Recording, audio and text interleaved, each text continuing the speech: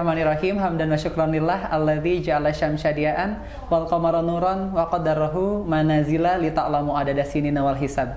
Asyhadu an la ilaha illallah wahdahu la syarikalah wa asyhadu anna Muhammadan abduhu wa rasuluh. Sahabat Stay, berjumpa lagi dengan saya Ivan Fakih di episode 2 sekarang Quranic Sex Education, masih bersama dengan Ibu Bananay Linajiha, Ibu Nanay, dan sudah bersama dengan Bu Nanay juga Ivan.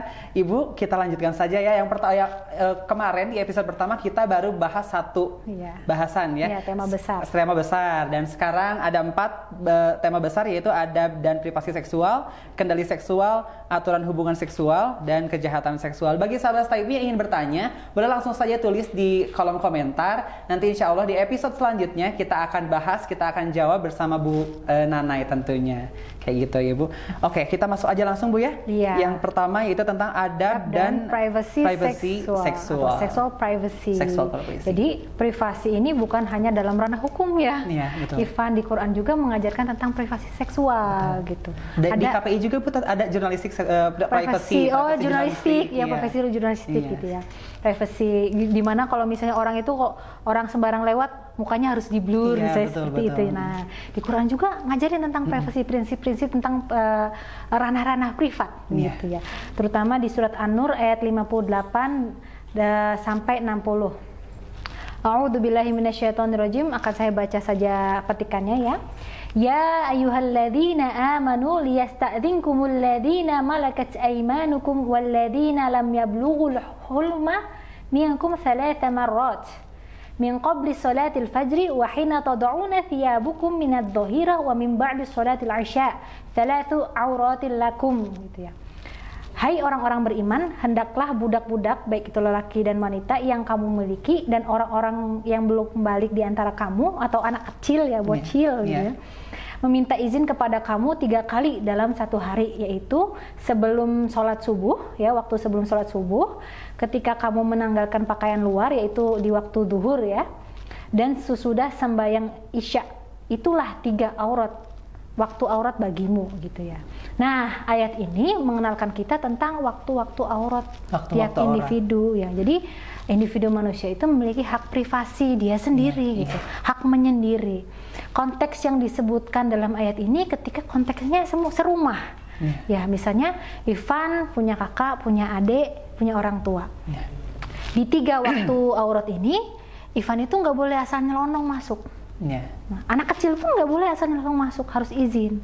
Kenapa? Karena 3 waktu aurat ini mengisyaratkan bahwa kita sedang istirahat, kita sedang menanggalkan pakaian. Barangkali kita tidak pakai baju atau auratnya terlihat, kan malu ya.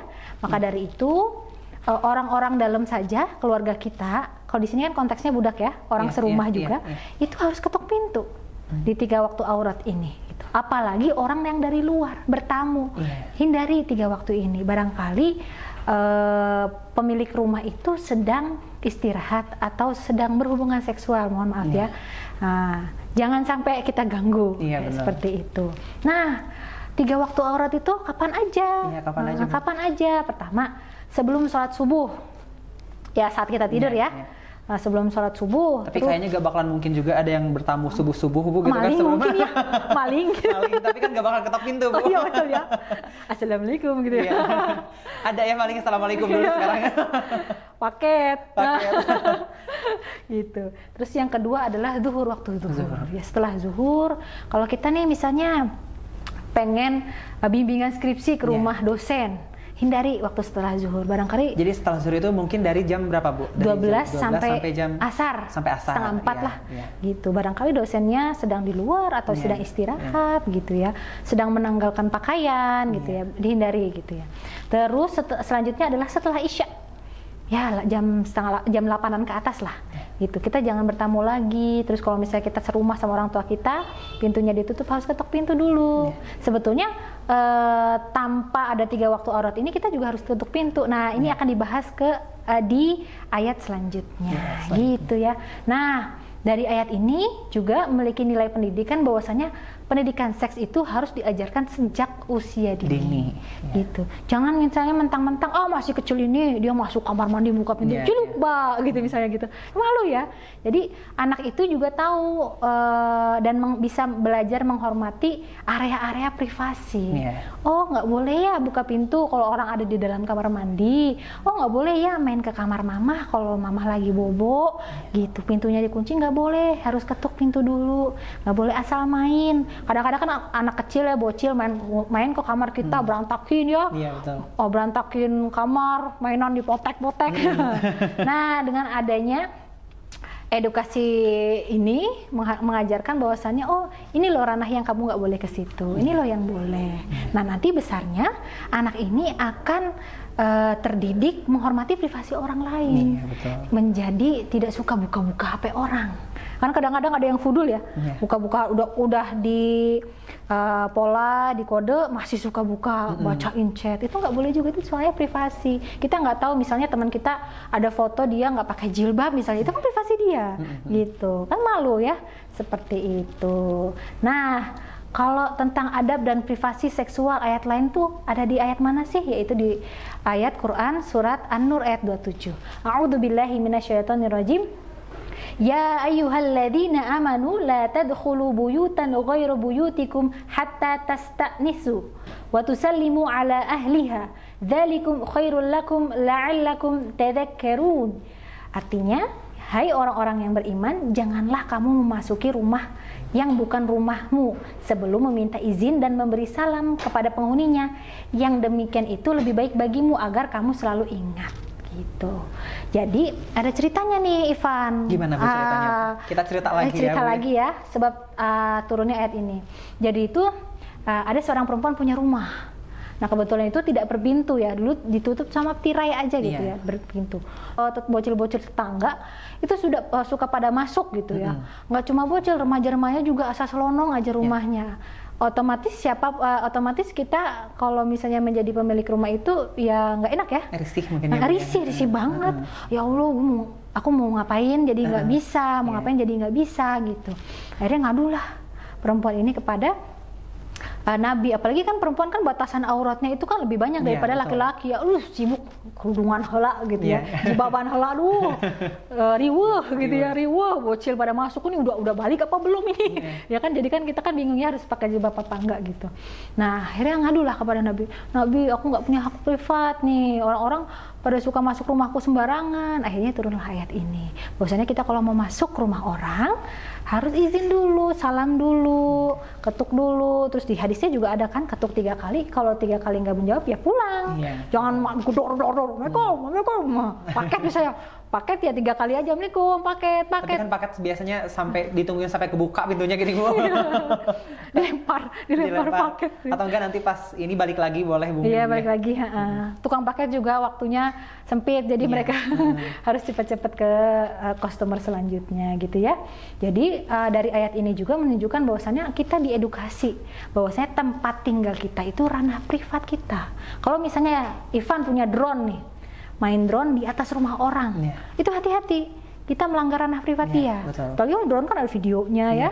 Nah, sebagainya kita nggak tahu kalau misalnya rumah itu memiliki celah pencahayaan gitu ya, yang memang harus butuh matahari. Otomatis kalau misalnya ada perempuan nggak pakai jilbab dan segala macam, auratnya terlihat, itu kan melanggar hak privasi dia. Kayak gitu. Nggak cuma perempuan, laki-laki juga misalnya cuma pakai celana pendek misalnya kayak gitu, nggak pakai baju, gitu kan juga malu ya. Gitu. Ya itu juga dibahas di privasi jurnalistik Bu. Jadi kalau di privasi jurnalistik itu kalau misalnya orangnya lagi di tempat umum, itu boleh kita ambil, kita fotoin atau misalnya untuk kebutuhan berita. Tapi kalau misalnya udah masuk ke rumahnya, itu kita harus minta izin juga Bu. Gitu, sip, bagus, betul ya. Jadi bukan hanya hukum jurnalistik, Quran juga, agama juga menghormati hak privasi, gitu ya. Jadi jangan asal selonong boy. Jadi penggerebekan itu sebetulnya nggak boleh, Ivan. Oh, nggak boleh. Penggerebekan itu nggak boleh. Penggerebekan. Yang boleh melakukan penggerebekan adalah orang-orang yang memiliki akses privat. Misalnya seorang suami menggerebek istrinya gitu. Itu boleh. Kalau orang masyarakat umum gitu, itu nggak boleh.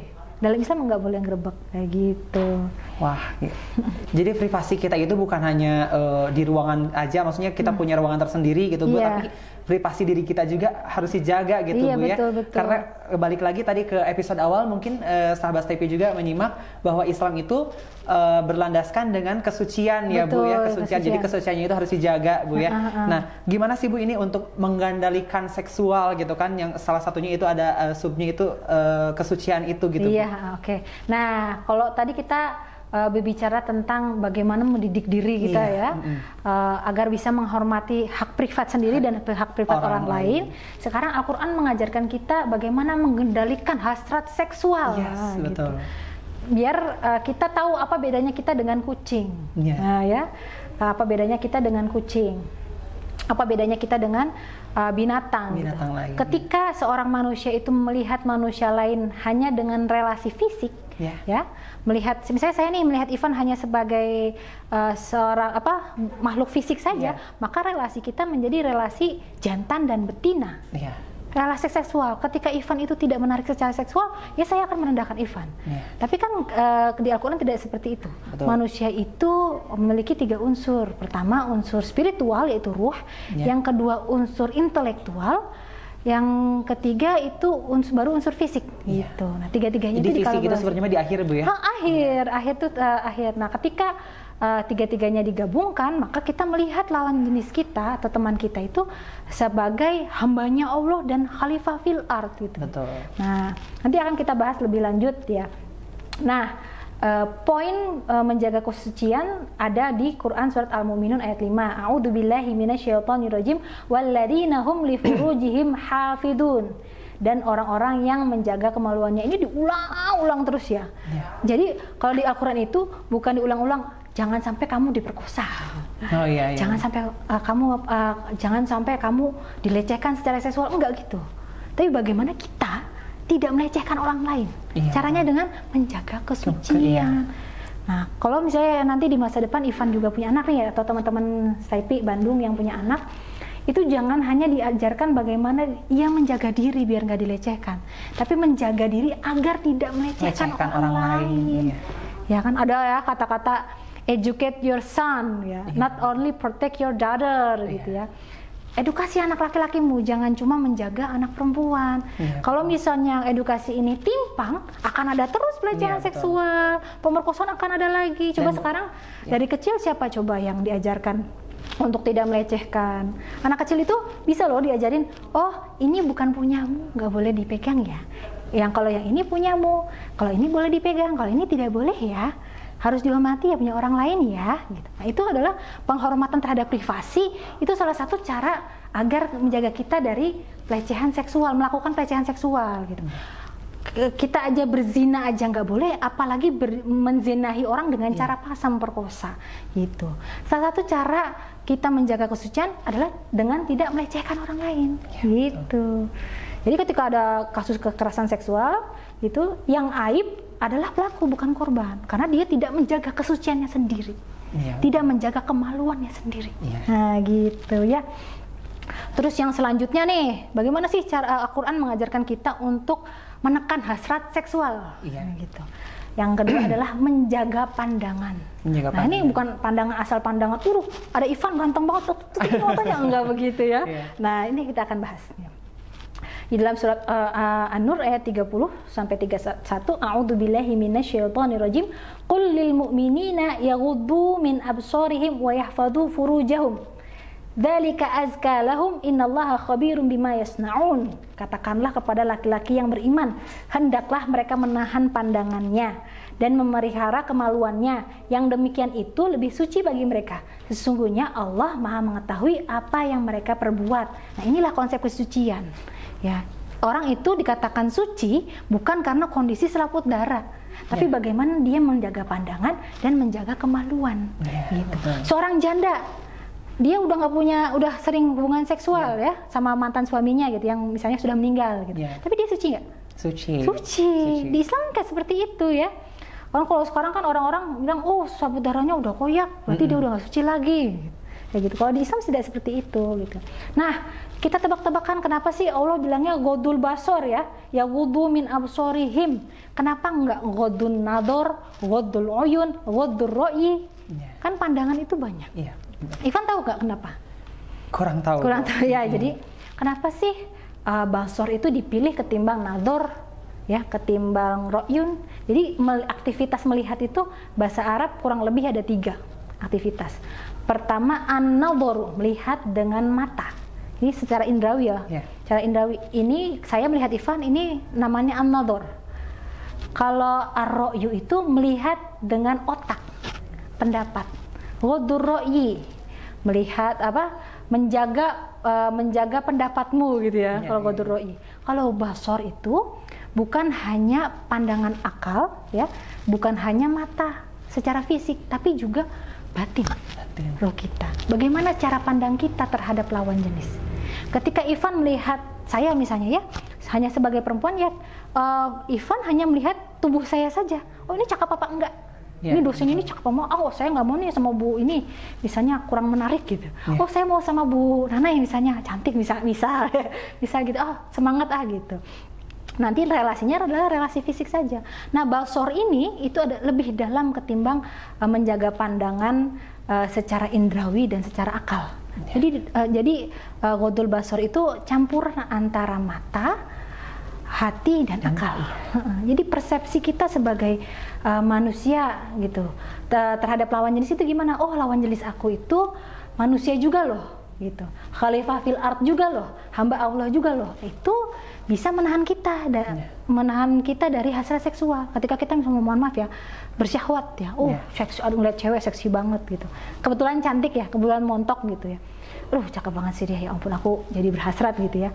Coba pikir-pikir lagi, oh dia masuk manusia juga loh, khalifah fil ard juga loh, calon ulama perempuan misalnya gitu. Itu kan masih kan kita, waduh jaga hati jaga gitu ya.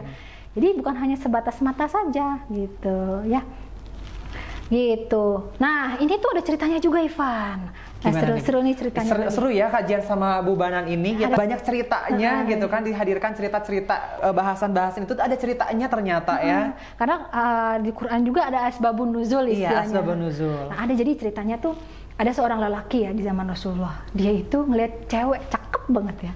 Cakep, dia itu sampai colongop gitu istilahnya, melongo ya. Cantik banget. Kalau bahasa Sundanya olohok. Olohok ya. Olohok ya. Wow, cantik banget gitu. Cantik banget sampai dia tuh jalan nggak sadar dia tuh kejeduk tiang sampai hidungnya berdarah. Sampai mimisan coba. Nah, orang Arab mungkin hidungnya mancung pisang ya. Mancung pisang sampai hidungnya berdarah. Akhirnya waduh gara-gara cewek itu nih aku hidung sampai berdarah, aduh menih sakit lagi gitu. Mau aku aduin lah sama Rasulullah gitu kan. Akhirnya dia mau nyalahin perempuan itu ya, Rasulullah ini nih ada perempuan cakep banget gara-gara dia aku jadi ini nih hidungnya berdarah ngeliatin dia gitu ya. Itu Rasulullah responnya apa? Bukan malah menyalahkan sang perempuan, Rasulullah malah bilang sama laki-laki tersebut, itu tuh gara-gara dosamu sendiri. Akhirnya turunlah ayat ini. Jadi kita itu tidak bisa mengkontrol orang lain, yang bisa kontrol adalah diri kita sendiri. Gitu ya. Perempuan juga gitu ya, ayat selanjutnya kullil mu'minati yaghdudna min absarihin. Tidak hanya laki-laki yang harus ghodul basar, perempuan juga gitu. Misalnya di TikTok nih ada misalnya tren laki-laki nunjukin bicep ya I love you for infinity misalnya kayak gitu ya. Nah bagaimana kita sebagai perempuan itu menjaga pandangan, bukan hanya pandangan indrawi tapi pandangan persepsi juga, pandangan batin juga gitu ya. Langsung scroll jangan diliatin terus gitu. Itu adalah menekan syahwat kita, karena yang punya syahwat bukan cuma laki-laki, perempuan juga. Mungkin kita sering lihat ya fenomena rahim anget ya. Jonathan siapa tuh atlet bulu tangkis, ketika dia melakukan selebrasi buka baju kan otot-otot perutnya kelihatan six pack ya, banyak perempuan yang komentar wah rahim aku anget gitu. Itu kan pelecehan seksual, itu pelecehan seksual loh. Pelecehan seksual tidak hanya dilakukan oleh laki-laki tapi juga perempuan. Nah sebagai perempuan kita juga harus ghodul basar gitu ya. Nah selanjutnya pembahasan kita adalah tentang bagaimana seorang jomblo. Iya, jomblo ya. Gimana caranya untuk menekan hasrat itu, seksual, hasrat seksual itu yang belum mampu menikah gitu. Belum mampu menikah, iya gitu ya. Nah di sini ada di Quran surat An-Nur ayat 33. Wal yasta'fifil ladzina la yajiduna nikahan hatta yughniyahumullahu min fadlih. Dan orang-orang yang tidak mampu menikah hendaklah menjaga kesucian dirinya sehingga Allah mampukan mereka dengan karunia-Nya. Kalau belum mampu, belum punya duit, belum punya tabungan, sabar dulu sampai Allah mampukan gitu. Pertama sabar. Gimana sih cara sabarnya? Puasa itu bener loh. Buat orang-orang yang buat kami yang sudah aktif secara seksual, puasa itu betul-betul bisa menekan hasrat seksual, karena memang hasrat seksual itu ada karena kelebihan energi, bukan hanya kelebihan ya, tapi memang ada energi gitu. Ada energi lebih mungkin. Jadi cara menekannya dikurangi energi itu. Atau misalnya bisa sibuk kayak misalnya Ivan, warawiri kesana kemari, itu bisa menekan. Berorganisasi, saya punya mahasiswa itu siapa namanya Arman ya. Hari ini ada di Tasik, besok ada di Garut, besok. Nah selain banyak beraktivitas, berorganisasi, bisa juga olahraga. Nah ini olahraga enak banget nih untuk menghabiskan energi ya. Futsal, terus kalau futsal cowok ya, kalau cewek bisa bulu tangkis, ya apapun olahraga berenang yang mungkin berenang ya, biar berenang. lebih fresh juga. Iya berenang ya, nggak pakai keringetan. Ya berenang itu kan juga bikin capek badan. Nah di situ hasrat seksual kita bisa ditekan gitu. Makanya enak banget nih buat teman-teman mahasiswa yang berorganisasi. Nah dengan capeknya kalian berorganisasi bisa juga nih menekan hasrat seksual gitu ya. Terus makannya jangan banyak-banyak. Makannya jangan banyak-banyak. Sesuai porsi saja. Sesuai standar gizi. Semakin makan banyak, energi banyak lagi. Gitu ya. Jangan terlalu banyak makan manis-manis. Gitu ya. Boba-boba kurangin dulu. Boba lagi hits banget ya Bu ya. Kopi kalau cowok ngopi ya. Iya ngopi. Kopi kekinian. Gitu ya. Nah, poin selanjutnya dalam edukasi seks Qur'ani adalah larangan mendekati zina. Ya. Oh, ini mah udah tahu semua ya ayatnya. Quran surat Al-Isra ayat 32, A'udzubillahi minasyaitonirrajim wa la taqrabuz zina innahu kana fahisyatan wa sa'a sabila. Dan janganlah kamu mendekati zina. Sesungguhnya zina itu adalah suatu perbuatan yang keji dan suatu jalan yang buruk. Kenapa sih ayat ini pakai kata mendekati? Enggak, janganlah berzina. Iya, melakukan zina misalnya. Kenapa? Karena seks itu sifatnya impulsif, nyandu, pengen lagi. Gitu. Makanya ayat ini kasih tahu deketin aja jangan. Karena kalau udah deket, udahlah. Loss gitu istilahnya, loss gitu ya. Gitu. Jadi deketin aja nggak boleh ya teman-teman gitu. Karena ketika sudah deket nanti loss ya. Kendalinya tuh susah ngendaliin gitu. Nah, yang selanjutnya edukasi seks Qur'ani tentang kendali seksual adalah tentang ayat pemahroman gitu. Ya, larangan menikah dengan ibu sendiri, ayah sendiri, ibu tiri, ayah tiri, anak tiri, itu nggak boleh. Ya, a'udzubillahi minasyaitonirrajim. Wala tankihu ma nakaha aba'ukum minan nisa'i illa ma qad salaf. Innahu kana fahisyatan wa maqtan wa sa'a sabila. Ya, dan janganlah kamu kawini wanita-wanita yang telah dikawini oleh ayahmu, terkecuali pada masa yang telah lampau. Sesungguhnya perbuatan itu amat keji dan dibenci Allah dan seburuk-buruk jalan yang ditempuh. Jadi ada ceritanya juga nih. Nah, cerita lagi. Jadi dulu tuh ada ya keluarga. Ibunya, ayah, ibu dan anak. Nah, sang ibu meninggal, bapaknya kawin lagi, nikah lagi ya ketika setelah meninggal. Udah lama masa waktu, ayahnya meninggal, sisalah ibu tiri dan sang anak. Nah, anak itu malah naksir sama ibu tirinya sendiri. Gitu, Ibu tirinya menolak ya, nggak mau dikawin sama anaknya sendiri. Kamu tuh udah aku anggap anak, kenapa kamu naksirnya sama saya? Akhirnya turunlah Quran surat An-Nisa ayat 22 dan 23. Kalau misalnya sebagaimana yang dikatakan oleh Zoya Amirin ya, seksolog ya. Kalau imaji dalam pornografi itu menampilkan imaji-imaji yang liar. Misalnya hubungan seks antara anak dan ibu tiri, stepmom kayak gitu. Di Islam nggak boleh kayak gitu. Ayah tiri nggak boleh. Mertua aja kita nggak boleh nikahi selamanya gitu. Ibu tiri, ayah tiri, anak tiri nggak boleh menikah selamanya gitu. Kalau sekarang kan banyak kejadian ayah tiri memperkosa anaknya gitu ya, ayah tiri memperkosa anaknya gitu. Itu kan sangat keji ya, nista sekali. Di Quran itu nikah aja nggak boleh, apalagi hubungan seks. Kayak gitu ya teman-teman. Jadi kita harus tahu batasan-batasannya. Mahram itu artinya adalah orang yang tidak boleh kita nikahi selamanya. Ya selamanya. Tidak boleh kita nikahi selamanya. Oh, jadi mahram itu ada dua. Ivan, mahram mu'aqqad dan mahram mu'abbad. Mahram sendiri adalah orang yang tidak boleh kita nikahi. Kalau mu'aqqad itu sementara. Contohnya ipar. Ipar itu nggak boleh dinikahi. Makanya batasan aurat antara mahram mu'aqqad dan mahram selamanya itu beda. Kalau sama ipar kita harus tetap tutup aurat, pakai jilbab ya, dan segala macam. Kalau sama mahram mu'abbad kita boleh buka jilbab karena selamanya kita tidak menikah dengannya ya. Mahram mu'abbad itu artinya mahram selamanya. Nah, ibu, ayah, anak tiri itu semuanya adalah mahram mu'abbad, mahram selamanya. Nah, teman-teman jangan salah, mahram itu bukan hanya sebatas adalah orang-orang yang tidak boleh kita nikahi, tapi adalah hierarki perlindungan. Mungkin teman-teman pernah dengar nih, ada hadis tidak boleh seorang perempuan keluar 3 hari 3 malam kecuali dengan mahramnya. Nah, ini adalah konsep perlindungan. Gitu. Tugas kita sebagai mahram bagi adik kita, ibu kita, dan saudara-saudari kita itu adalah menjaga mereka. Gitu.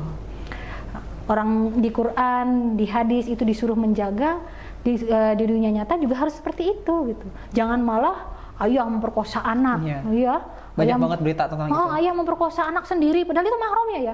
Nikah aja nggak boleh apa perkosa. Harusnya mahram itu melindungi teman-teman, bukan memperkosa gitu. Kakak berkosa di paman, perkosa keponakan, itu mahram selamanya. Seperti itu ya. Ini adalah pengetahuan bagi kita untuk mengandalkan hasrat seksual. Oh, orang-orang ini loh yang nggak boleh kita nikahin. Kalau sepupu boleh, sepupu boleh gitu. Nah, itu dia bagian tema besar tentang kontrol atau kendali seksual. Kendali seksual, ya itu dari mulai yang jomblo sampai yang orang-orang yang memang mahram gitu ya, dan mahram itu ternyata melindungi juga kita gitu ya, saling melindungi gitu ya Bu ya. Iya. Konsepnya bukan hanya orang yang tidak boleh kita nikahi, tapi konsep perlindungan. Iya, betul. Dan ini mungkin untuk yang sudah berumah tangga nih Bu ya, karena banyak juga mahasiswa STAIPI yang sudah nikah, malah ke kelas gendong anak ada juga Bu. Nah gitu ya, mungkin ada aturan-aturannya menurut Islam hubungan seksual tuh kayak gimana sih Bu? Oke, nah tema besar keempat ini adalah aturan hubungan seksual. Nah ini mungkin yang ditunggu-tunggu ya teman-teman ya. Mungkin dari episode 1 dan nunggu-nunggu ini nih dari tadi. Nah ini dibagi menjadi 3 topik ya. Pertama adalah aturan tentang gaya hubungan seksual. Yang kedua adalah aturan tentang waktu hubungan seksual. Yang ketiga adalah aturan hukum setelah hubungan seksual itu harus ngapain. Nah, di topik pertama tentang gaya hubungan seksual ada di surat Al-Baqarah ayat 223. A'udzubillahi minasyaitonirrajim. Nisa'ukum harthul lakum fa'tu harthakum anna syi'tum. Istri-istrimu adalah seperti tempat kamu bercocok tanam, maka datangilah tempat itu bagaimana saja kamu kehendaki. Ada asbabun nuzulnya juga. Jadi gimana nih Bu? Jadi kan kaum muslimin di Madinah, sebagaimana yang kita ceritakan di episode 1, kaum muslimin itu tinggal bertetangga dengan orang-orang Yahudi. Mereka banyak mitos juga. Banyak mitos. Orang Yahudi bilang kalau misalnya hubungan seks sama istri dengan gaya dari belakang atau as well known as doggy style, itu nanti anaknya matanya juling gitu. Nah itu kan desas-desus itu kan terdengar dan diyakini oleh orang-orang Madinah gitu. Nah banyak tuh ya kaum Ansor yang menikah dengan muhajirin gitu.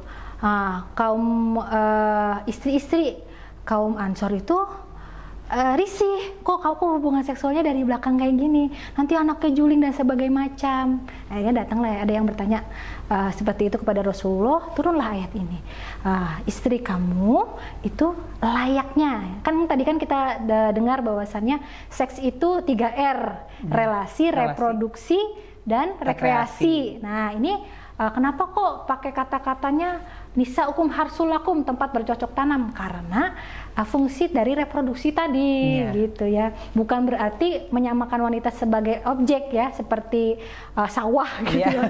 Enggak segitu teman-teman, ini hanyalah sebagai metafora gitu ya. untuk memperhalus kata. Kan nggak mungkin ya di Quran campurilah ya, nge-seks lah dengan istri, kan nggak mungkin gitu ya. Quran itu menggunakan bahasa balaghah yang indah, jadi ini diperhalus ya. Terserah mau gimana aja asal di tempatnya gitu, asal tidak di lubang yang lain gitu. Mau sekreatif apapun, seeksploratif apapun, terserah. Belajar kayak gitu. Nah, ini adalah mematahkan mitos-mitos asumsi orang-orang Yahudi ya, bahwasannya kalau hubungan seksual lewat dengan gaya, bukan lewat ya, dengan gaya belakang itu nanti anaknya juling seperti itu. Jadi bebas ya teman-teman yang sudah menikah, atau ini buat teman-teman yang jomblo, ini adalah edukasi pranikah ya. Yes, betul. Ya, belajar, explore ya. Belajar dari sekarang Bu ya. Ya, gitu. Explore ya. Jangan lupa belajarnya yang sifatnya edukatif, jangan dari pornografi gitu. Nah, selanjutnya ada lagi nih, Evan. Edukasi seksual dari Quran tentang kapan sih boleh hubungan seks gitu ya. Dihalalkan bagi kamu di malam saat kamu berpuasa Arafah. Kata-kata cabul maksudnya artinya ya, maksudnya hubungan seksual ya kepada istri. Nah, ini tuh asbabun nuzulnya, ada seorang laki-laki ya, dia tuh pulang kerja capek pisan gitu ya, pulang kerja waktu lagi bulan puasa terus capek, nggak ada makanan waktu buka, nggak ada makanan, ada hubungan seks lah sama istrinya gitu ya, hubungan seks sama istrinya. Nah, habis hubungan seks ketiduran sampai pagi ketiduran, terus aduh celakalah aku nggak bakal buka lagi. Terus boleh nggak sih hubungan seks kalau bulan puasa misalnya gitu ya, karena kebiasaan orang Arab pada saat dulu itu mereka terbiasa puasa wisol, nggak pakai buka. Nah, inilah yang membedakan antara puasanya Islam dengan puasa-puasa yang lain gitu ya. Puasa wisol itu ibaratnya puasa ngebleng gitu lah, nggak pakai buka. Nah, boleh nggak sih kayak gitu? Akhirnya istrinya nyuruh suaminya, ayo tanya sama Rasulullah gitu. Jadi tanyalah, oh boleh, uhilal lakum lailatas syiyam arafatu ila nisaikum. Arafat itu teman-teman artinya sebetulnya adalah kata-kata cabul, kata-kata menggairahkan, kata-kata seduktif. Nah, ini juga adalah pelembutan dari hubungan seksual gitu ya. Jadi dimetaforakan seperti menjadi arafat, kata-kata cabul gitu ya. Jangan asal seruduk gitu ya, harus profile dulu gitu. Itulah ada waktu ya. Jadi waktu kapan sih waktu boleh berhubungan seksual? Boleh kapan aja, kecuali waktu lagi puasa. Gitu ya. Mungkin nanti ada juga pembahasan tentang ihram boleh nggak hubungan seks dan segala macam, itu nanti ada di pembahasan lain. Cuma ayat ini menunjukkan bahwasanya kalau puasa nggak boleh, kalau buka puasa terserah gitu ya. Nah, yang ketiga adalah aturan setelah hubungan seksual tuh kudu ngapain gitu ya. Yang membedakan kita dengan agama lain adalah bersuci, mandi janabat, mandi junub ya. Mungkin teman-teman bisa langsung baca di layar ya. A'udzubillahi minasyaitonirrajim. Ya ayyuhalladzina amanu la taqrabus shalah wa antum sukara hatta ta'lamu ma taquluna wa la junuban illa 'abiris sabili hatta taghtasilu. Gitu ya. Di ayat ini disebutkan, hai orang-orang beriman, janganlah kamu sholat sedang kamu dalam keadaan mabuk sehingga kamu mengerti apa yang kamu ucapkan. Jangan pula menghampiri masjid ya, itu maksudnya sholat ya, sedangkan kamu dalam keadaan junub, kecuali sekedar berlalu saja hingga kamu mandi. Jadi sebetulnya junub ini bukan hanya hubungan seks ya, bisa juga mimpi basah, bisa juga habis menstruasi gitu ya. Cuma memang ke junub itu korelasi kata yang lebih dekat untuk aktivitas seksual gitu. Ya, mandi dulu gitu. Boleh lewat masjid, cuma lewat aja, nggak boleh sholat gitu ya, harus bersuci dulu. Nah, ini ayat ini ayat yang turun sebelum pengharaman Homer gitu kan. Di situ kan di depannya ada kata la taqrabus shalah wa antum sukara gitu ya. Jangan sholat waktu kalian lagi nge-fly. Lagi nge-fly gitu ya. Lagi nge-fly gitu. Nah, seperti itu ya teman-teman, bisa dipelajari gimana tata cara mandi besar. Nah, ya jadi teman-teman, ini garis besarnya mandi besar ya, atau yang disebut sebagai mandi junub. Mungkin tiap madhab berbeda-beda, cuma garis besarnya dimulakan dengan cuci tangan, mencuci kemaluan. Nah, ini menjaga sistem reproduksi kita ya, karena bercampurnya berhubungan seksual itu bercampurnya lendir perempuan dan laki-laki yang kita nggak tahu ya bakterinya seperti apa. Nah, ini cuma Islam doang loh yang mengajarkan tentang kebersihan, kesucian gitu. Dibersihin sampai bersih ya, udah gitu berwudu seperti biasa tanpa wudu kaki. Nah, terus baru menyala-nyala rambut. ibaratnya mas sampoan ya. Kalau sekarang mah menyala-nyalakan, nyala rambut, terus disiram deh badan sekujur tubuh sampai kaki seperti itu. Mungkin di madhab lain berbeda, tapi secara umum seperti ini gitu ya. Jangan lupa Bapak Ibu sekalian yang sudah menikah bersuci setelah hubungan seksual, jangan sampai ketiduran. Ya, kalau misalnya ketiduran, ingetin di alarm belum mandi junub gitu. Karena banyak pasutri yang lupa tadi malam habis hubungan seksual, tahu-tahu sholat subuh misalnya gitu. Nah itu kalau misalnya kayak gitu gimana Bu? Ya dikodok sholatnya. Jadi misalnya nih malam habis hubungan seksual, kecapean kan, nggak sempat mandi, dingin lagi gitu ya. Terus akhirnya bangun-bangun tidur langsung sholat subuh. Saat ingat dia mandi. Saya ingatnya duha nih. Waduh, saya tadi belum mandi. Duha, mandi, terus dikodok dia diulang sholat yang subuhnya. Lupa insya Allah, Allah ampunin. Karena kan kita nggak tahu ya, lupa. Rufi al-qalam. Gitu ya teman-teman. Nah, sahabat Stayfi, Ibu, kita tadi sudah berbincang ya, ngobrol, sharing juga tentang aturan hubungan seksual Bu ya. Tapi sekarang ini banyak banget Bu kejahatan seksual ya, kayak pelecehan seksual, entah itu di pesantren, di angkutan umum, apapun itu. Tapi bagaimana sih Bu cara Al-Quran mengedukasi tentang kejahatan seksual ini Bu? Mungkin ini tema yang memang jarang banyak orang ngomongin. Padahal Al-Quran itu berbicara tentang demikian. Gitu. Nah, pertama itu Al-Quran pernah berbicara tentang pelecehan seksual. Tidak secara letterlock, tapi secara substantif gitu. Nah, suatu saat ada istri Nabi yang paling tua nih, udah nenek-nenek nih. Namanya Saudah. Buang air besar pada malam hari.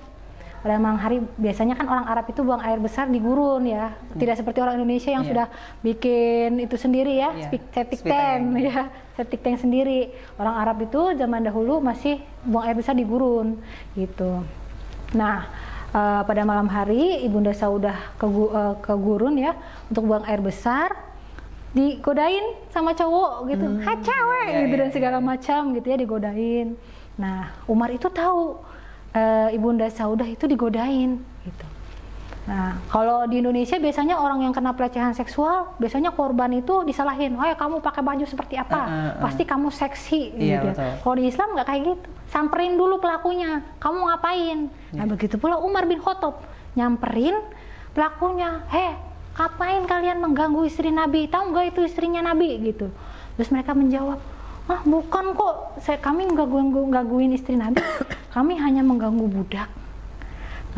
Kami hanya mengganggu budak-budak aja kok," gitu.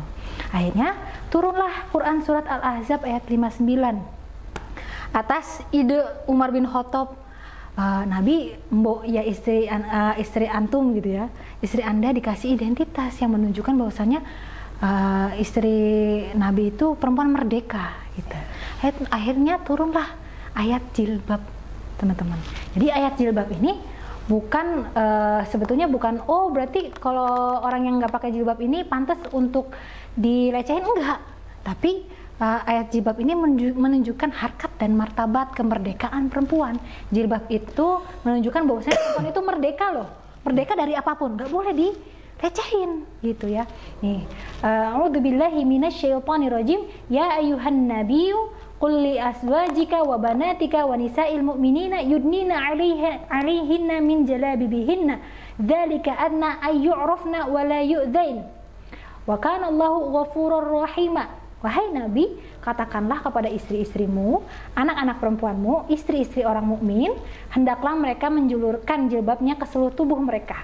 Yang demikian itu supaya mereka lebih mudah untuk dikenal sebagai perempuan merdeka, bukan budak, gitu ya. Karena itu mereka juga tidak diganggu gitu. Dan Allah adalah Maha Pengampun lagi Maha Penyayang. Jadi Ivan, kenapa sih orang-orang di pinggir jalan ya suka catcalling ibaratnya ya? Nah, Ibunda Saudah ini adalah korban catcalling ya. Cuiwit cewek. Jadi dulu juga udah ada catcalling itu ya? Udah ada, pelecehan seksual itu sepanjang zaman ada. Nah, cuiwit cewek mau kemana gitu ya? Assalamualaikum uhti biasanya gitu ya. Nah, kenapa sih mereka berani seperti itu? Karena ada yang namanya power, kuasa. Mereka itu merasa berkuasa atas lokasi wilayah. Makanya orang lewat berani ya mereka godain gitu. Nah, cara agar mematahkan kuasa mereka ya dengan kuasa. Dikasihlah perempuan-perempuan itu jilbab untuk menunjukkan bahwasannya wanita tersebut memiliki kuasa juga loh. Kamu nggak boleh ganggu, itu tuh merdeka. Jilbab itu bukan lambang opresi, bukan lambang penindasan, tapi justru lambang kemerdekaan seorang perempuan. Ketika perempuan itu berjilbab, tandanya dia tidak boleh direpresi, tidak boleh diganggu. Privasinya harus dihormati, nggak boleh di catcalling sembarangan. Makanya Nabi itu kan bersabda, iyyakum watturuqat, kalian itu jangan duduk di jalan-jalan karena itu mengganggu. Nah, akan ada kejadian catcalling lagi. Terus para sahabat menjawab, kami nggak punya tempat lagi, kami cuma bisa ngumpul di situ. Makanya dikasih tahu adab-adab kalau misalnya duduk di pinggir jalan, nggak boleh mengganggu ya, harus meminggirkan meminggirkan kalau misalnya ada gangguan, misalnya batu kerikil dan segala macam gitu, mengucapkan salam gitu. Jadi adab-adabnya dijaga di pinggir jalan gitu ya. Teman-teman yang suka duduk-duduk di pinggir stepy misalnya ya, ya gitu, itu juga nggak boleh seperti itu ya. Harus ada adab-adab yang dijaga gitu. Yang kedua, di dalam Al-Quran ada mengedukasi bagaimana sih perilaku seksual menyimpang. Nah, ini yang dilakukan oleh kaum Lut. Jadi ada beda ya, Ivan, antara orientasi seksual dan perilaku seksual. Orientasi seksual itu yang kita tadi bahas ya di episode sebelumnya. Kita suka sama cewek itu namanya orientasi seksual kita heteroseksual. Kita suka sama cowok, sesama cowok nih misalnya ya, itu namanya orientasi seksualnya homoseksual. Perempuan suka sama perempuan, kok kayaknya cewek ini maco gitu ya, bisa ngelindungin aku, kok aku tertarik secara seksual sama dia, itu namanya homoseksual. Itu namanya orientasi. Ketika dia belum terbentuk menjadi sebuah perilaku, belum hubungan seks, belum peluk-pelukan dan segala macam, itu belum menjadi perilaku seksual.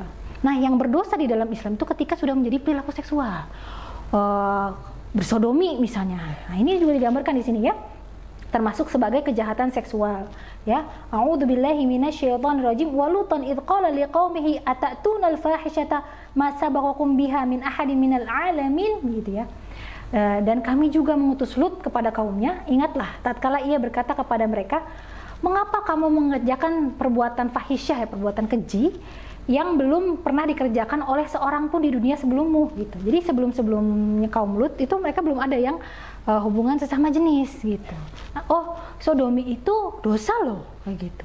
Jadi kalau di Islam itu sodomi itu baru dicambuk atau dirajam ketika sudah ada penetrasi antara penis dan dubur.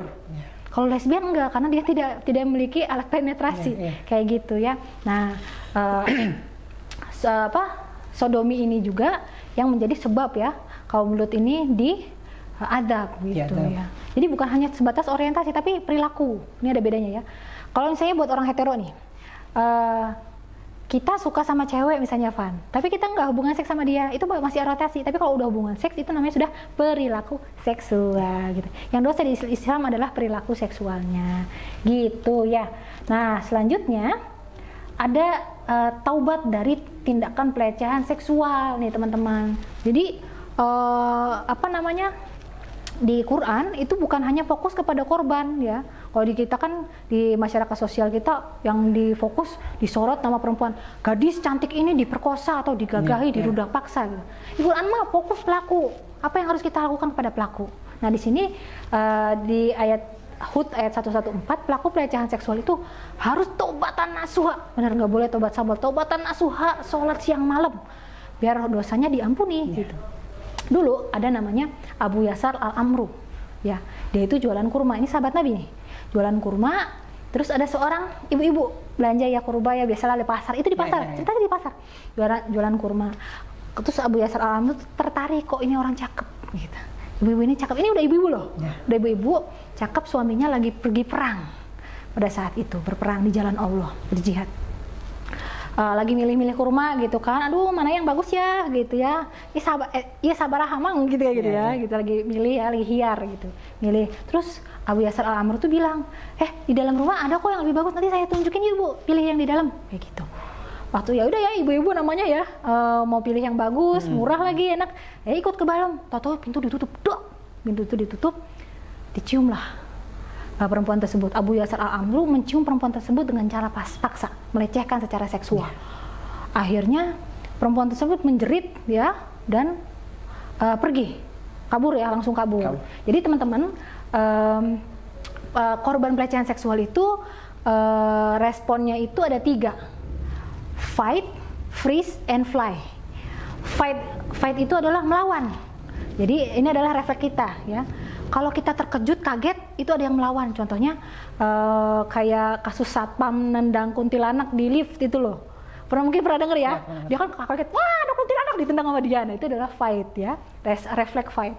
Terus ada yang freeze. Dia jadi diem, jadi nggak tahu mau ngapain. Nah itu ada. Makanya banyak pelaku korban pelecehan seksual itu diem aja ketika dia itu, karena memang nggak bisa gerak, nggak bisa ngapain gitu ya.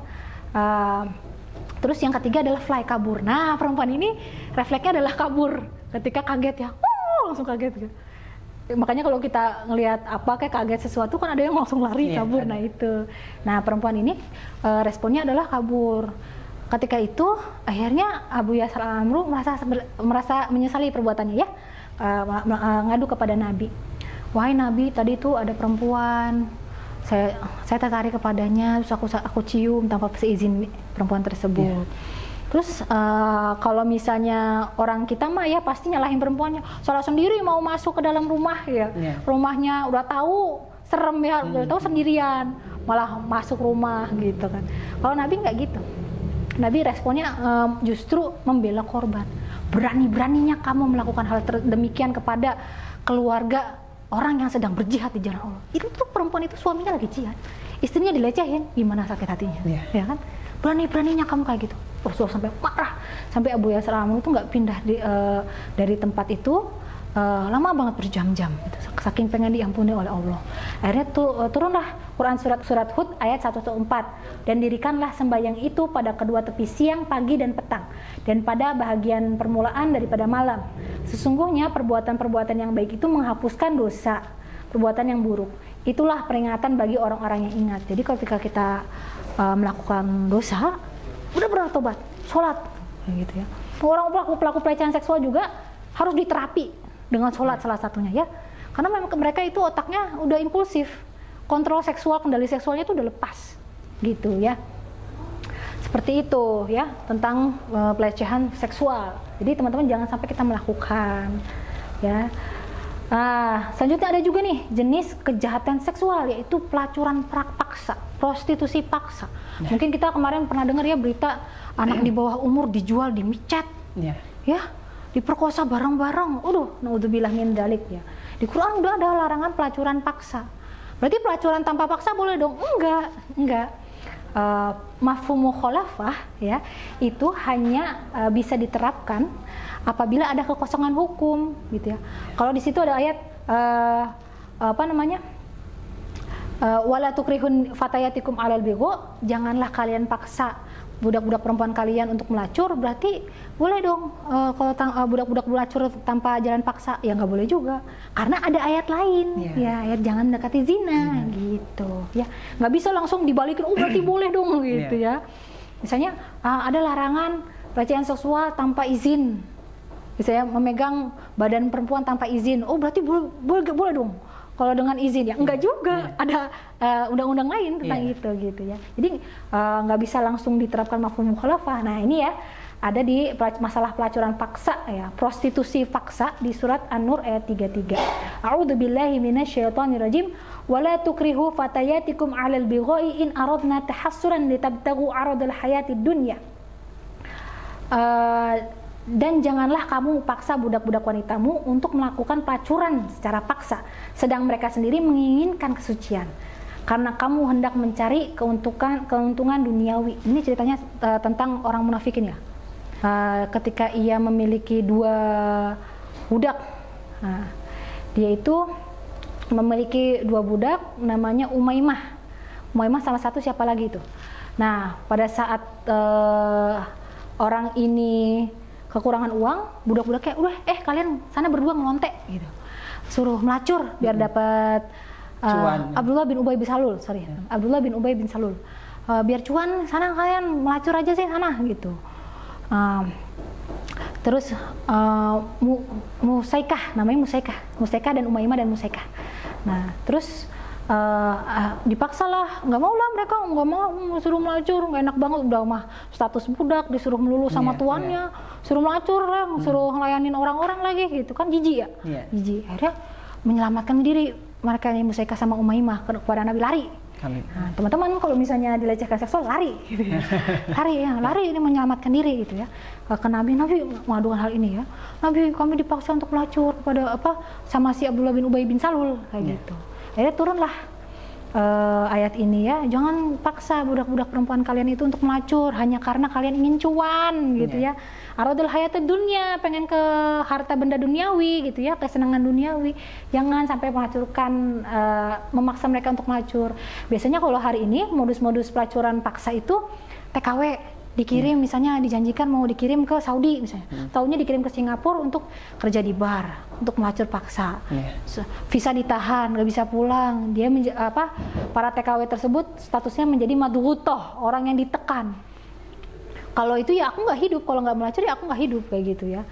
Seperti itu. Orang tua melacurkan anak sendiri di internet itu kan banyak. Ya, jangan melakukan pelacuran paksa. Pelacuran aja nggak boleh, apalagi dengan jalan paksa gitu ya. Memang kalau kekerasan seksual itu asasnya adalah pemaksaan gitu. Yang pelacuran aja nggak boleh, apalagi yang jalan paksa gitu ya. Nah, selanjutnya ada juga nih kejahatan seksual, yaitu qadzaf. Qadzaf yang menuduh orang lain berzina. Nih, ada di surat An-Nur ayat 4 sampai 5. Ini sedih banget, Ivan. Asbabun nuzulnya sedih banget nih. Jadi Ibunda Aisyah, istri kesayangan Rasulullah yang paling cantik TH, itu. Yang sampai sekarang ada lagunya. Ada lagunya ya. Isa Sabian bukan? Nah, pada saat itu pulang dari peperangan ya. Bukan. Pada saat peperangan dia itu mencari kalungnya. Mencari kalung, terus ketiduran, karena memang Ibunda Aisyah itu orangnya tuh gampang tidur, gampang molor gitu ya, mohon maaf ya, istilahnya gampang pelor gitu. Gampang ketiduran, bahkan memang budaknya saja bersaksi demikian. Ibunda Aisyah itu waktu lagi ngadon roti aja pernah sampai ketiduran, sampai rotinya itu dimakanin sama kambing. Nah, waktu lagi nyari, capek mau buah gitu ya. Nah, ketinggalan rombongan. Nah, waktu itu ditemuin sama Sofwan bin Mu'attal, Sofwan. Ditemuin Sofwan, astagfirullahaladzim, ini ternyata istri Nabi gitu kan. Akhirnya diantarlah pulang bareng berdua, kan karena nggak ketinggalan, yang namanya tinggalan jauh gitu. Nah, akhirnya karena berdua-dua desas-desus lah masyarakat, menuding Ibunda Aisyah sama Sofwan ini berzina. Terus kok orang-orang pada udah sampai di Madinah, Ibunda Aisyah heran, kok orang-orang kok pada ngediemin aku, Rasulullah juga seperti itu gitu kan, pada ngediemin aku. Akhirnya Ibunda Aisyah sampai sakit. Rasulullah juga bertanya sama Aisyah, apa betul melakukan itu? Aku menunggu firman Allah gitu ya, gimana kebenarannya gitu. Ibunda Aisyah sampai sakit sampai 2 bulan. Sampai Ibunda Aisyah ini izin sama Rasulullah pengen pulang ke orang tuanya. Sebenarnya pulamnya dekat ya. Ya namanya yang kalau lagi sedih, suaminya juga masih bingung beneran nggak istrinya izin apa enggak. Otomatis kan tempat pulang kita ya orang tua. Apalagi ibu kan, ibu. Nangis saja 2 bulan itu Ibunda Aisyah nangis sampai Abu Bakar bilang Aisyah itu sampai isak tangisnya hampir membelah dadanya, saking syahdu, saking nangis sedih ya. Orang-orang kok memfitnah gitu ya. Ternyata yang memfitnah itu adalah orang yang sering dinafkahi ya, disodakohi oleh bapaknya Ibunda Aisyah, Abu Bakar. Akhirnya datanglah turunlah surat An-Nur ayat-ayat pertama awal-awal. Nah, inilah. Terus gimana sih kalau orang menuduh orang lain berzina? Nah, orang-orang yang menuduh wanita-wanita baik berzina gitu ya, dan mereka tidak mendatangkan 4 orang saksi. Ini kalau laki-laki 4 saksi, kalau perempuan diganti perempuan 8 ya. Maka deralah mereka ya, cambuk mereka yang menuduh itu 80 kali dera. Orang zina aja 100. Ini yang nuduh 80. Karena saking tingginya harga diri kesucian manusia dalam Islam gitu ya. Nuduh aja dicambuk kalau misalnya tidak bisa mendatangkan 4 saksi gitu. Kalau misalnya laki-lakinya 2, ya perempuannya berarti 4, berarti 6 ya total orangnya gitu ya. Dan mereka tidak boleh kesaksiannya diterima selama-lamanya, nggak boleh dipercaya selama-lamanya gitu ya. Kalau ada kabar nggak boleh dipercaya. Kalau misalnya meriwayatkan hadis nggak boleh diterima gitu ya. Dan mereka itu orang-orang yang fasik gitu ya. Kenapa kok kata-katanya muhsonat nggak muhsin ya? Itu kembali kepada pengalaman sosial Ibunda Aisyah. Bayangin Ibunda Aisyah dituduh berzina, pasti orang-orang nuding jarinya ke Ibunda Aisyah ketimbang ke Sofwan. Ya nggak? Apalagi Ibunda Aisyah posisinya adalah istri Nabi. Nah gitu, itu juga perempuan juga seperti itu. Kalau kita nuduh perempuan, oh kamu nggak perawan ya, itu sama seperti qadzaf. Ya nggak? Iya betul. Berarti kan menuduh pernah berzina. Nah itu hati-hati teman-teman, menuduh orang lain udah nggak perawan. Wah itu mah mukanya lesu udah nggak perawan tuh. Gitu. Jadi akang-akang teteh-teteh kalau misalnya baru menikah nih, malam pertama hubungan seksual tidak menemukan noda darah. Di spray misalnya, oh kok istri aku nggak ada darahnya, berarti dia tidak perawan lagi. Itu masuk qadzaf, masuk menuduh perempuan suci berzina. Ya hati-hati ya, dosanya dosa qadzaf. Dosa qadzaf itu hampir menyamai dengan dosa zina itu sendiri gitu. Kan sebagaimana yang telah kita pelajari di episode pertama, bahwasannya selaput darah adalah rongga terakhir dalam penciptaan kelamin perempuan pada masa bayi ya, di janin di dalam kandungan ibu. Ketika nggak ada selaput darah justru dia sempurna ya gitu. Dan itu walaupun ada bentuknya berbeda-beda, ada yang tertutup, ada yang terbuka, ada yang melintang, ada yang bolong-bolong gitu ya teman-teman. Jadi itu tidak menjadi patokan kesucian seorang perempuan gitu ya. Seperti itu. Lalu selanjutnya ada hukuman zina itu sendiri ya, sebagai kejahatan seksual. A'udzubillahi minasyaitonirrajim. Az-zaniyatu waz-zani fajlidu kulla wahidin minhuma mi'ata jaldah. Ya. Nah, pezina perempuan dan pezina laki-laki maka deralah atau cambuklah setiap mereka itu 100 cambukan. Banyak-banyak yang bilang, Bu, kenapa Bu ayatnya kok azaniyatu dulu? Kenapa nggak zani? Terus ada banyak yang menjawab, ya karena yang mengundang untuk perzinahan itu ya perempuan. Itu keliru ya teman-teman. Jadi asbabun nuzulnya itu ada seorang laki-laki ingin menikahi seorang pelacur. Ya, gimana nih baiknya aku nikahnya sama dia apa enggak? Turunlah ayat ini gitu ya. Baiknya jangan yang sama yang pezina. Jadi perempuan dululah yang menginisiasi perzinaan. Banyak juga laki-laki ngajakin hubungan seksual. Ayo, nanti aku nikahin, aku insya Allah. Aku nikahin insya Allah, aku tekan tanggung jawab kayak gitu. Banyak juga kan kayak yang seperti itu manipulatif gitu ya. Nah, seperti itu ya. Jadi zina itu termasuk dari kejahatan seksual itu sendiri. Gitu ya. Kapan sih disebut sebagai zina? Ketika penis sudah penetrasi kepada vagina. Jadi kalau misalnya belum penetrasi tidak bisa dikatakan sebagai zina gitu. Makanya qadzaf juga tadi ya. Kalau kita kesaksian mau gerbek orang zina dan mengatakan itu zina, itu harus benar-benar lihat mereka itu penetrasi. Bukan hanya sebatas lagi duduk berdua, lagi ngopi, berzina, itu nggak bisa. Gitu, nggak bisa dibebani hukuman zina. Seperti itu deh teman-teman tentang kejahatan seksual. Wow, banyak sekali sahabat Stevie. Dari tadi yang pertama ada pelecehan seksual, terus perilaku seksual menyimpang, terus juga tadi taubatnya ya Bu ya. Terus qadzaf terakhir ya. Qadzaf dan zina. Ya. Sahabat Stevie, mungkin apabila ada yang ingin ditanyakan, boleh silahkan langsung tulis di kolom komentar saja. Nanti insya Allah di episode selanjutnya kita akan bahas ya Bu ya, kita akan jawab.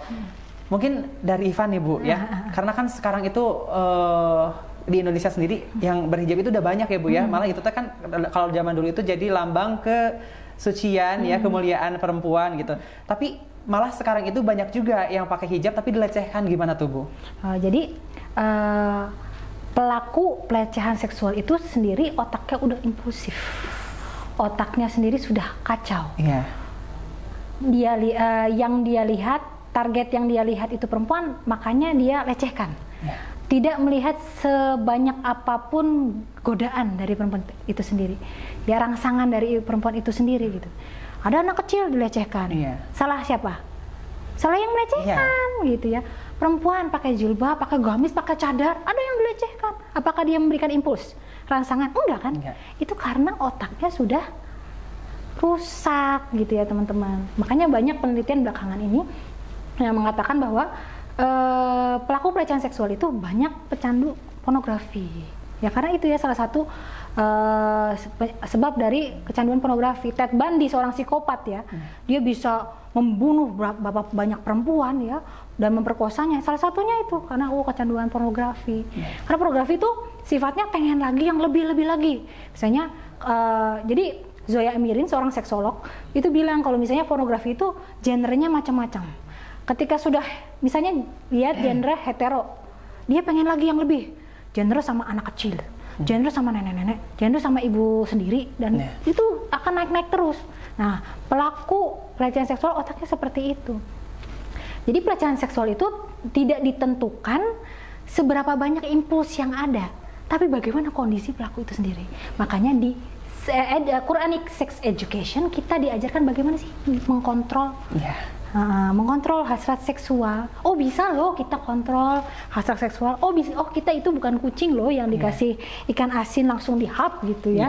Karena kucing itu nggak punya aspek intelektual dan nggak punya aspek spiritual nggak kayak kita manusia gitu ya. Nah itu yang membedakan kita dengan binatang. Kalau misalnya pantas aja ya kamu keluar malam sih kayak gitu. Apa bedanya kita dengan binatang gitu. Kalau memaklumi hal tersebut, teman-teman juga jangan sampai menormalisasi ya pelecehan seksual, kekerasan seksual, pemerkosaan dan sebagainya macam. Salah pelaku bukan salah korban. Ya, korban tidak menginginkan seterbuka apapun, korban tidak menginginkan hal tersebut gitu. Mau terbuka, mau tertutup ada korbannya gitu ya. Bayi sampai dewasa sampai nenek-nenek ada gitu. Jadi nggak lihat siapa korban, tapi bagaimana kondisi pelaku. Nah, kita itu diajarkan untuk tidak menjadi pelaku pelecehan seksual. Gitu. Wah, sahabat Staypi, banyak sekali ilmu yang kita dapatkan untuk Quranic Sex Education yang bersama Bu Banan kali ini, Bu ya. Sahabat Staypi, tidak terasa kita sudah hampir 1 jam lagi di episode 2 nih yang menonton dari awal ya sampai sekarang. Terima kasih ya sahabat Staypi. Mungkin sebelum kita tutup episode 2 kali ini, silakan Ibu ada yang mau disampaikan lagi untuk sahabat Staypi semuanya. Oke, baik, untuk sahabat Staypi, tubuh kita setelah Allah adalah milik kita sendiri ya. Kita akan dimintai pertanggungjawaban atas apa yang tubuh kita kerjakan. Sahabat sekalian, setelah Allah, tubuh kita adalah milik kita gitu ya. Akan dipertanggungjawabkan di akhirat kelak bagaimana tubuh kita berlaku dan bagaimana tubuh kita diperlakukan.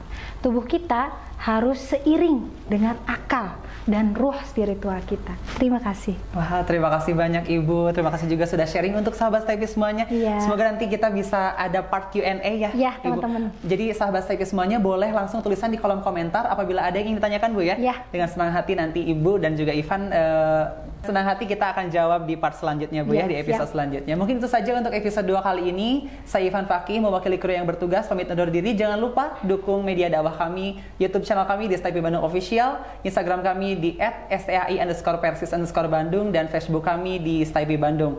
Saya Ivan Fakih sekali lagi pamit undur diri. Terima kasih. Mohon maaf apabila ada salah dalam perkataan. Assalamualaikum warahmatullahi wabarakatuh.